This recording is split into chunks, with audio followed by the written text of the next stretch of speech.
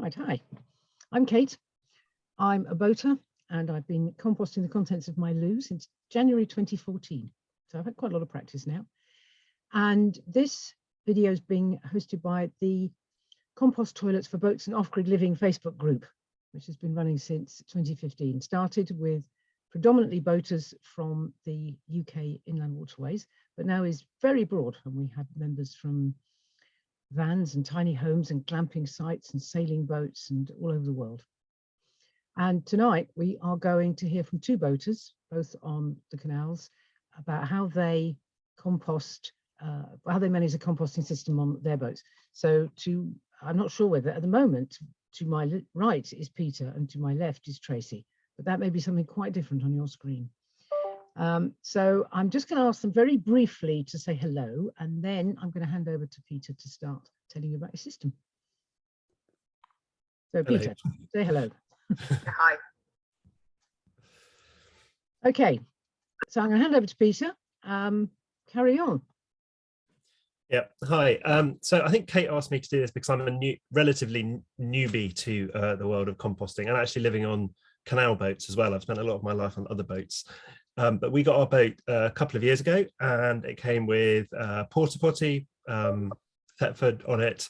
And I hadn't really thought about toilets at all, if I'm honest, in the excitement of moving onto the boat and out of the flat. But before we bought it, I said to the person we bought it off, who'd been living on it as well, you know, are there any things you'd do if you were staying on the boat? And she said, well, actually, I was thinking of getting a composting toilet, but I haven't. But I didn't kind of think much more about it. And we used our porta potty. And I think with two of us living on board full time, we discovered quite quickly that it filled up really quite fast. And it was quite a limiting factor in terms of our cruising, because what we wanted to do was go and park in the middle of nowhere for a week before going back to civilization to get water and all the rest of it.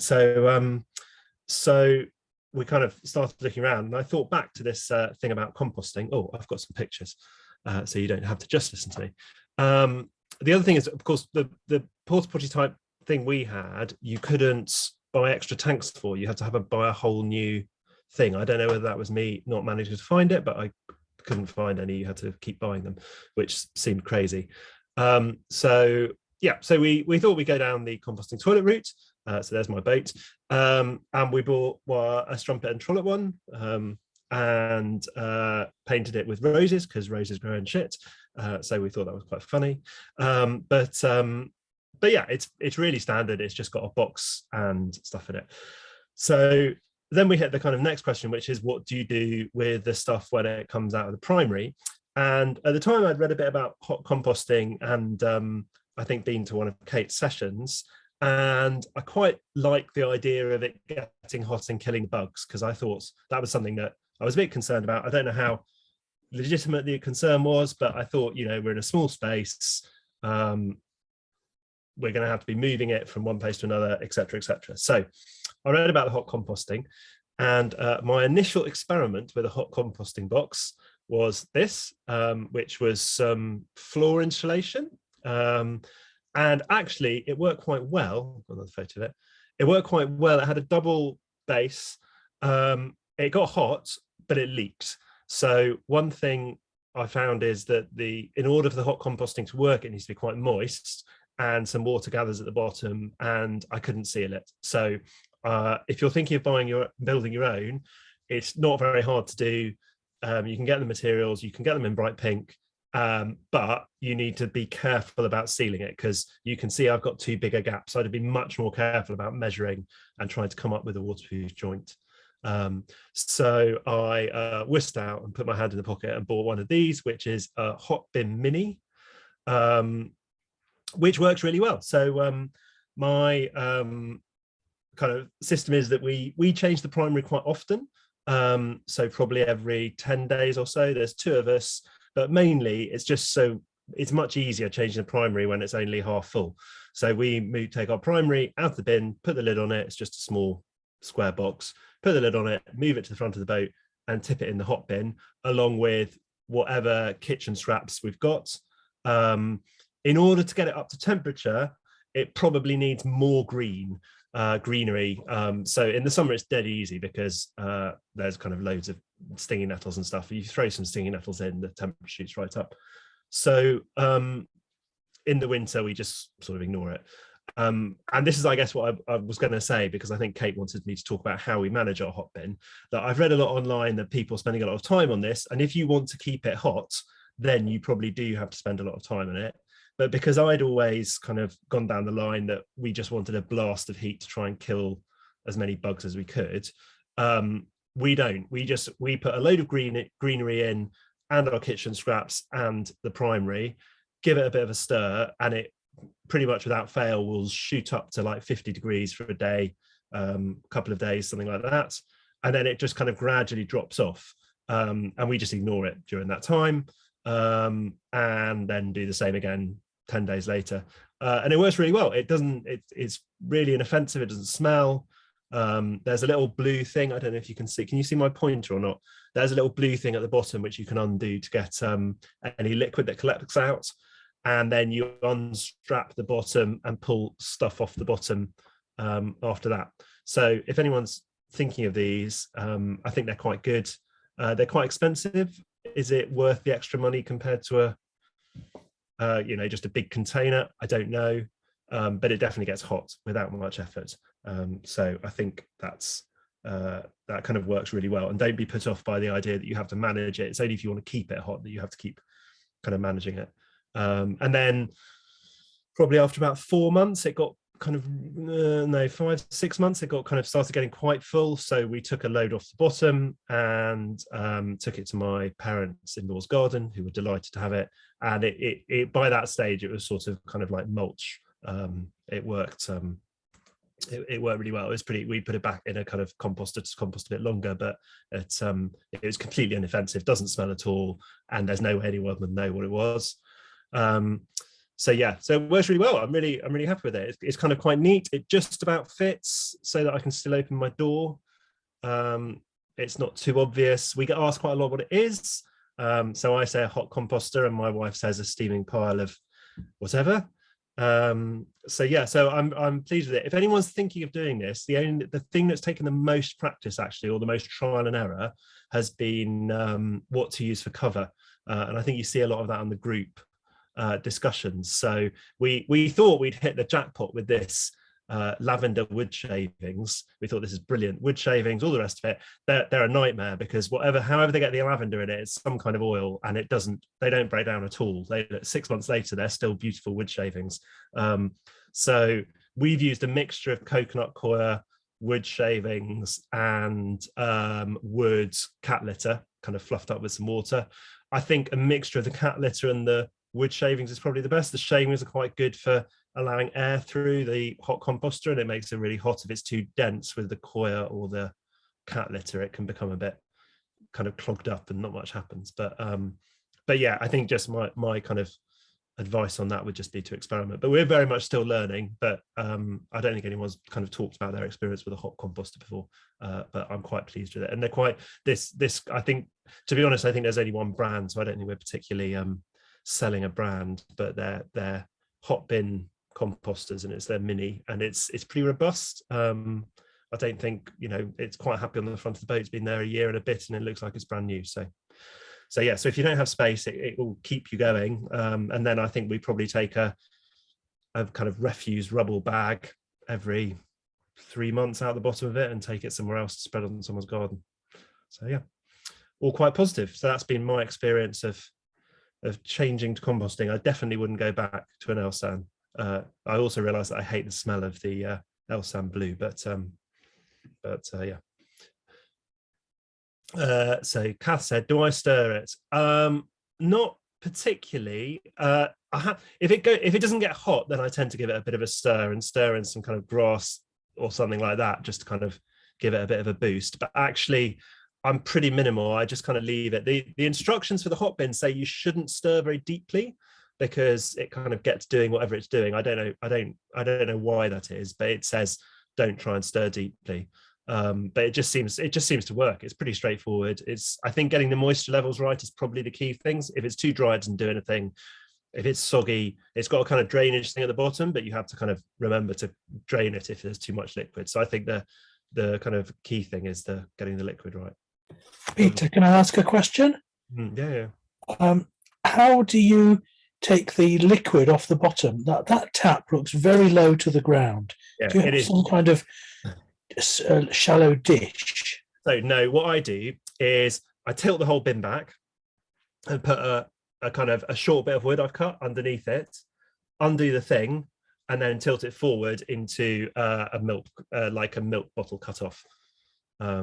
So it's a bit, so basically I lift it up, but I couldn't physically lift it, but I can tilt it one way, put something under it and tilt it back. You can get a kind of base thing for them, which lifts them up, which you could do, or just put it on a couple of, if you wanted a permanent solution, put it on a couple of planks, but I find the kind of tip works fine. Secondary question, do you get much liquid off it? No, the only time I've had loads is when I put in a load of grass cuttings, which made it ferociously hot, like 60 degrees for ages, but a load of liquid came off. So I think if you get the liquid right, you probably get a little bit. I think that's to be honest, mostly I think I end up too dry more often than not. So then I'm adding kind of more vegetation and the liquid comes in with that. But it's not if you were putting in loads of grass cuttings and vegetation, but I suspect what's going on is actually my cover is absorbing the excess liquid. That's my guess. But it's pretty straightforward to tip out. It's quite easy. But I guess raising it up or having a base would probably make it even easier.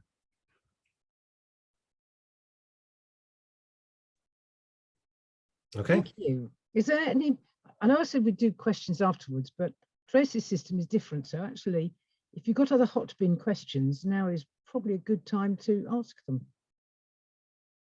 Mike, you have a Hotbin in your allotment. How well does that work? Do you want to pop your microphone on and tell us about the allotment one?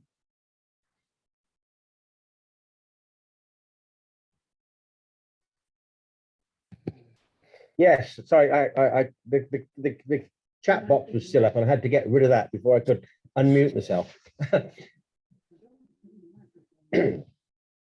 Yeah, we take you're not hearing me, are you? Are you hearing me? Mike, we can hear you. Yeah. Oh right, I can't hear myself on my yeah, I've got a Hotbin, so every so often we bring the contents back from the boat every 4 to 6 weeks and basically give it a stir and tip it in and put some grass cuttings or things from the allotment in, and as you say, it rises in temperature, especially this time of the year onwards. It doesn't always rise so much in winter, but that doesn't really matter.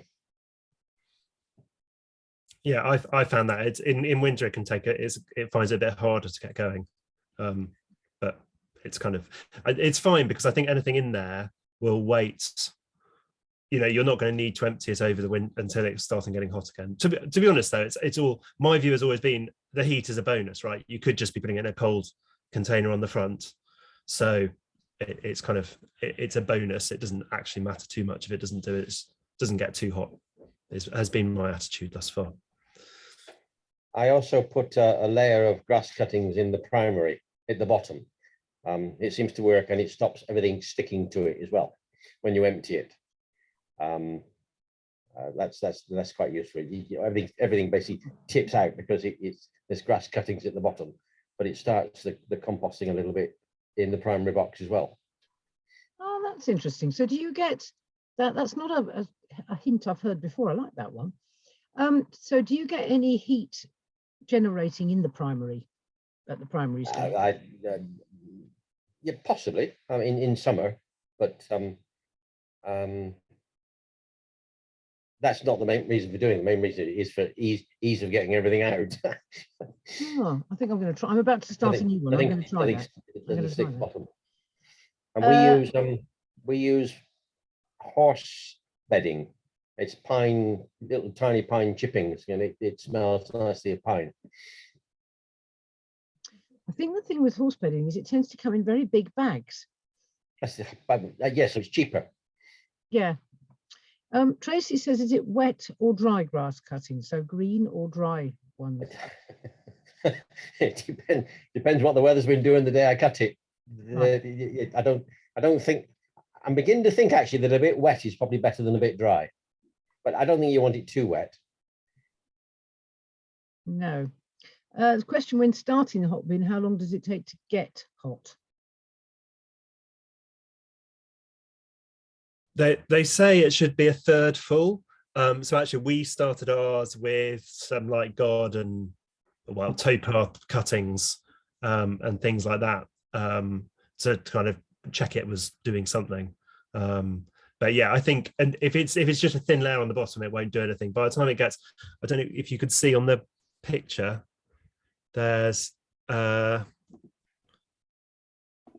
halfway up. You could see the door is about a third of the way up. So they say you should fill it up to covering the door to get it going, which we did with whatever we had. I think it was like one primary plus a load of garden clippings, and it got going. It works better when it's fuller. So over time it gets better and better. Thank you. We can always do more questions later, but I think that's a good start on hot bins for anybody who's interested in having one or trying one. So now I'm going to introduce Tracy to talk about her system. Yeah, hi. Can you all hear me? Yeah.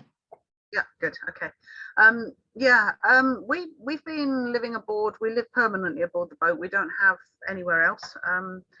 And there's two of us. And I don't know whether we're super poopers or something, but we do seem to empty our primary container every week. We've got a compost toilet, which is the all singing, all dancing one with the fan and the stirrer and everything. I don't know whether it was worth spending that huge amount of money, but we did. It was part of the refit of the boat, and you know it's working fine. It's not a problem. But I don't know, having never tried anything else. I guess we don't know any comparison. Previous to this, we have actually tried. When we first got our first boat, we had a pump out and absolutely hated it. Partly because it was costing a fortune to get it emptied. It was an ex-Black Prince boat, so it had like a double tank. And what we found was that it filled up the midline tank first, and then when that got full, it started going over into the offside tank. And so when the boat started tilting over, you knew that you needed to get a pump out. But what we were finding was that most boatyards wanted to charge us twice for pumping out because they were insistent it was two separate tanks, and it got a bit silly. It also got very expensive, and we found it increasingly difficult to find pump out places to actually get it done. And it smelled, even though it was a remote tank, it was really pongy. And I just hated the idea of the fact that we were sleeping on top of all that, because the whole of the base of the double bed was the poo tank. And there was definitely a slight smell, which we discovered when the tank was taken out. We made the decision the boat was going to be refitted, and we had the tank taken out and changed over to cassettes. The guys that had the unfortunate job of taking that tank out actually discovered it was beginning to corrode and leak. So presumably that was where the smell was coming from. And the boat was only 10 years old, so it wasn't like horrendously old boat or anything. So we were really glad to have got rid of that. Cassettes, we then had a Thetford toilet with 3 cassettes, which we could just about make that last a week, I think. Yeah, we could just about last a week on 3 cassettes. But it wasn't a very pleasant task emptying it. A lot of the LSAN points are truly despicable. And just the actual process of emptying it, the splashback, the smell, I really would get, I'm fairly strong stomached, but I would gag emptying that thing. Absolutely hated it. And we found that the longer you stored it, so if you went the whole week, the first one that you filled up was truly despicable when you actually came to empty it. So we were really glad to get rid of that. And just didn't like the sort of the chemical process involved as well. So we stopped using Blue Loo and we were using bio laundry liquid, but that's still not entirely environmentally friendly, and it was just horrible. And we were having problems with the cassettes leaking sometimes as well, and overflowing, and the valves not working properly. So when we changed boats, we bought this boat, we made the decision to take out the tanks that were in here and to put in a composting loo. And I don't think we would ever go back now. We really are, you know, really glad that we've made that decision. It's made us much more self-contained. We don't have to go into those horrible LSAN points except to empty the wee bottle, and that's only, you know, very quick and easy. You know, we haven't got this sort of splashback of the horrible cassettes and the belching that they do, and it, oh, that was horrible. So yeah, we're really glad we've done it. As I say, we've got, you know, a compost toilet, and we're actually composting on the roof of the boat in cold boxes. So I will try again to see if the share screen thing works. Bear with me. As Kate knows, I didn't do very well at this. Where's it gone? Where's that photo gone? Yeah, it's not there. No, it's not now. That says settings. I may call on the help of my technical advisor here. It's not there. So we have just 4 boxes on the roof of the boat, which are, they're just black plastic boxes with the clip-on lids. And if we can manage to sort this photo out, we'll show you. There we go. Can you see that? Can everybody see that? Yes. Okay. So it's really nothing elaborate. It's just I think they're 35-litre boxes or something along those lines.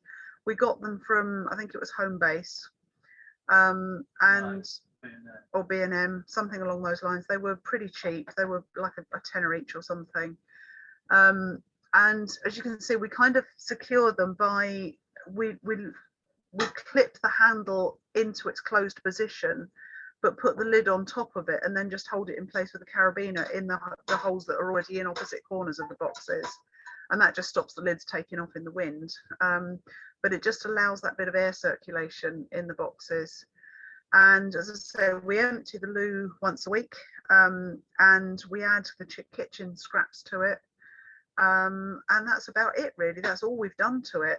And it seems to have actually worked quite well. So cover wise, we've tried shavings, didn't really get on too well with that.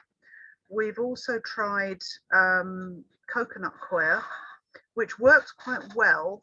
I just found it a bit of a palaver, the fact that you've got to soak it in water to expand it and break it up, and then you've got to let it dry, and then you've got to use it. So you almost need to prepare it a week in advance before you can actually put it into your primary bin. So I just found that a little bit of a palaver. And we're now using cat litter, the wood pellet cat litter, and we don't fluff it. We just empty the bucket, clean it out. And as you can see in the photo, that we've got a little lidded box at the side there with a trowel on top of it. And we tend to keep a trowel and a fork and some wipes and a cloth and whatever, like an old dishwasher brush in there, and just use that for the cleaning up that we need to do. We just literally chuck in 2 handfuls of cat litter pellets as they are, so maybe about a pint in the bottom of the bucket, and that's it. That's all we need to do. So we find, yeah, for the first couple of days it's maybe a bit noisy when you turn the stirrer, but only in a very slight rattle, it's not a problem. But over the course of the first couple of days of using it, the pellets break down and it fluffs itself. And you're not adding extra volume to the actual mix, and it works quite well. So that, yeah, I mean, that's basically all we've been doing. And those 4 boxes that are in that roof box, they have lasted us a year. Although, having said that, we probably didn't, we weren't composting right from the very beginning.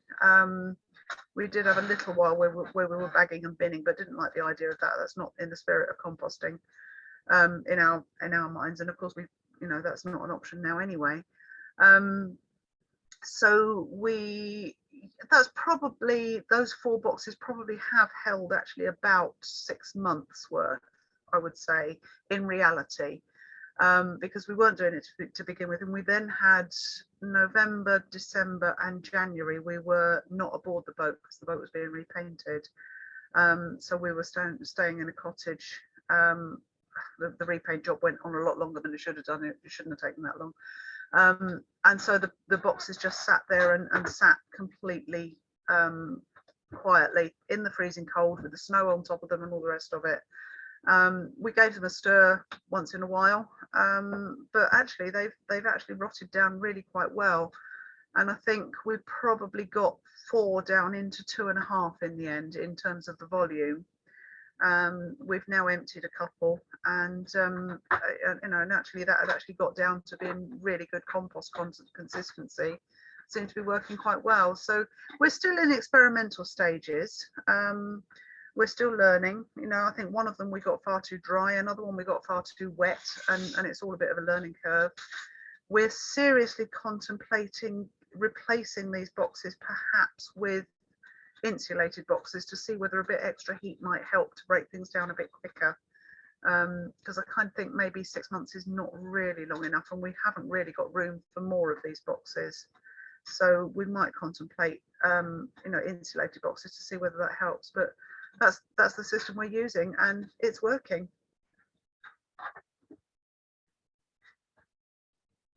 So I need to stop sharing screen now, don't I? How do I do that? Tracy, where do you empty your finished compost?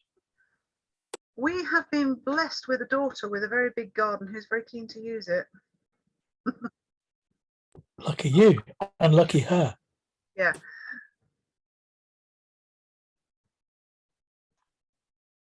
So how due to the 35-litre containers? So Don't quote me on that, but yeah, I think so, somewhere around that way. So how long does it take you to fill one of them up? How many primary containers before you've got a full secondary one? Does it take about six bucketfuls? No, we haven't really counted. I would say probably about 6, but 6, maybe 8 until it's full. But then, of course, once you leave one fallow for a while, it reduces down. So what we then tended to do was we've got them numbered. So number 1 left fallow for a while, then we start filling number 2, then we'll start filling number 3. When we get to the point of filling number 4, we'll take some out of number 2 and put it into number 1, so that it kind of sort of gradually reduces it down, if that makes sense. Yeah. So cycling it around a bit. So the 4 pretty much give the 2 of you space for a year. Probably being more honest, more like 6 months, I think. Right. So it's more like 6 months. But of course that's been through the winter, most of it as well. So it's hard to tell really when we're still too early in the stages of experimenting with it to really make any declarations on that, I think. You said you do some mixing. Does that help to shrink it down a bit as well? I think it does. Yeah, I think it does. I think it seems to have loosened it up and then it packs itself down again. Should have said as well, we have actually just recently had a bit of an invasion of flies, and we discovered it was coming from our boxes up there. So we've sprinkled diatomaceous earth over the top of a couple of them to see whether that will subdue, and it does seem to have subdued the flies. But don't yet know whether it's had any effect on the composting process. Shouldn't have done, hopefully. Anybody else got other questions, or anybody else who is composting in a similar way and wants to add their just a comment. We talk about the length of time. Don't forget, normal compost in the garden takes at least 6 months, if not a year, to compost down. So why the products we produce should take any less or any quicker or any longer is, you've got to think that sort of time scale. Yes, and of course the other thing that's quite important is that there's lots of concern about, Peter mentioned it, about bugs and getting the bugs killed off. And I think one of the things that sometimes composting and pathogen die-off, bugs dying, get conflated. And in fact, particularly in our setting, you all know what you've eaten. You'll know if you've got worms or any of the nastier things. You're only composting your own poo. So it's generally just the fecal coliforms, the bacteria that everybody's gut have. And none of those seem to, according to Joseph Jenkins and other sources, survive beyond at most 3 months. And in fact, most, even cold composting, will be dead much sooner than that. E. coli seems to be able to hang on, and for that reason, it's used as a marker when testing water for contamination. But even that's probably pretty much had it by about 3 months. So by around 6, it may not be completely composted. There's still bacterial work going on, and it's still composting, and it will still improve, but it's probably perfectly safe and not going to do anybody any harm. Would you agree with that, John, our composting expert? Yes, that sounds about right. The other thing is, I would always remind people that if you're growing things in the garden or you're dealing with soil, birds are flying overhead and pooing on the land, and there's other animals, mice and cats and all sorts of things in the environment doing their droppings onto the soil, onto the fruit that you eat, everything. So I think we worry perhaps a little bit too much about getting things completely sterile and hygienic, and soil is not bacteria free, and if you're going to be dealing with compost or dealing with garden stuff, just wash your hands before having a meal or picking your nose or whatever it is, Very straightforward, just wash your hands. And we've got a question coming back to the mechanics of it all. How effective is the stirrer in the toilet itself rather than a normal bucket? I think what Peter means there is you've got a stirrer built in. I stir mine using a hand fork. Yeah. So how effective do you find the stirrer? I have wondered whether it was worth the money. Having said that, it's a clean and easy way of stirring, I suppose. When we first empty the loo and put a fresh lot of cat litter in, what we tend to find is the first couple of times that we use it is that the paddle picks everything up and just twirls it round and dances with it. But once the cat litter starts to break down a little bit, which is usually within a day or two, then it all starts to sort of fall down and it does twirl it around. By day 3, it's actually pretty effective. So yeah, it seems to be okay, but I'm not absolutely convinced personally that the design of the blade is the best, and B, that it's necessarily worth the money. I think the blade that we've got is like it's almost like a propeller blade on its side, in that it kind of scoops everything up. I kind of wonder if it would be better if it was one a bit like the K-shaped blender that you get in a big food processor, because that I think would actually break things down rather than just twirling it round. But that's just the design of the loo. Is anyone else using a mixer or has comments on it? I use one of those, like a mini roller handle, which actually came with the Hotbin. Bizarrely, that's what they sell you. So it's like if you imagine, it's a bit of metal with a bend in it and another bit, which I use for the Hotbin and for the primary. It works well. Stirring makes quite a big difference, I find, in the kind of overall scheme, especially getting rid of smells. It smells much less, or not at all, if you stir it. Yeah, once you get over the initial kind of weirdness of opening the loo and stirring it, it's worth it, I think.